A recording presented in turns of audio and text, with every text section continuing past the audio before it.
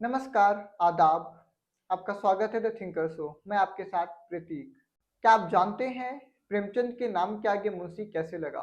प्रेमचंद के मुंशी प्रेमचंद बनने का यह मामला 1930 से शुरू हुई चर्चित पत्रिका हंस से जुड़ा हुआ है। मुंशी प्रेमचंद हिंदी कथा साहित्य के महान साहित्यकारों में माने जाते हैं। उन्होंने न केवल कहानी बल्कि उपन्यास लेखन में भी ऐसा काम किया कि इन दोनों विधाओं का काल विभाजन उन्हें केंद्र में रखकर किया गया। वैसे उनका असली नाम धनपत राय श्रीवास्तव था, लेकिन हिंदी साहित्य में उन्हें मकबूलियत प्रेमचंद नाम से मिली। वैसे उर्दू लेखन के शुरुआती दिनों में उन्होंने अपना नाम नवाब राय भी रखा था। उनके पिता अजायब राय और दादा गुरु सहाय राय थे। कहीं भी मुंशी नाम का जिक्र नहीं आता, तो आखिर उनके नाम में मुंशी कहाँ से आया? प्रेमचंद और मुंशी का कोई मेल नहीं। प्रेमचंद के मुंशी प्रेमचंद बनने की कहानी बड़ी दिलचस्प है। हुआ यूं कि मशहूर विद्वान और राजनेता कन्हैयालाल मनिकलाल मुंशी ने महात्मा गांधी की प्रेरणा से प्रेमचंद के साथ मिलकर हिंदी में एक पत्रिका निकाली। नाम रखा गया हंस। यह 1930 की बात है। पत्रिका का संपादन के एम मुंशी और प्रेमचंद दोनों मिलकर किया करते थे।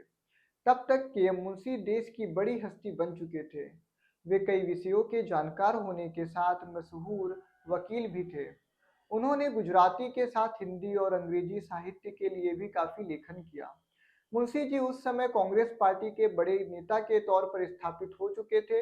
वे उम्र में भी प्रेमचंद से करीब 7 साल बड़े थे। बताया जाता है कि ऐसे में के एम मुंशी की वरिष्ठता का ख्याल करते हुए तय किया गया कि पत्रिका में उनका नाम प्रेमचंद से पहले लिखा जाएगा। हंस के कवर पृष्ठ पर संपादक के रूप में मुंशी प्रेमचंद का नाम जाने लगा।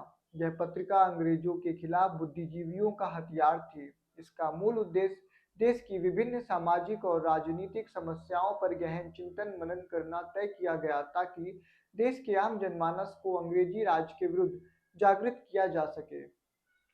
जाहिर है कि इसमें अंग्रेजी सरकार के गलत कदमों की खुलकर आलोचना होती थी।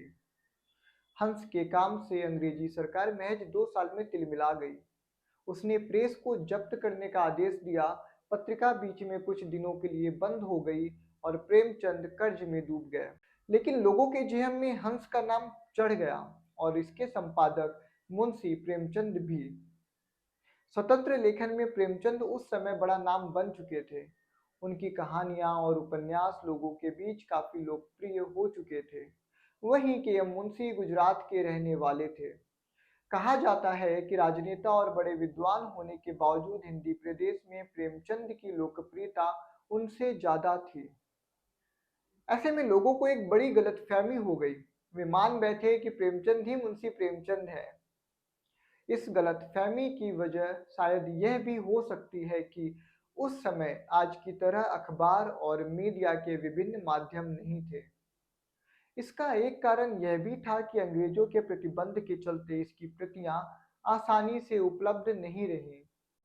ऐसे में एक बार जो भूल हुई सो होती चली गई। ज्यादातर लोग नहीं समझ सके कि प्रेमचंद जहां एक व्यक्ति का नाम है, जबकि मुंशी प्रेमचंद दो लोगों के नाम का संयोग है।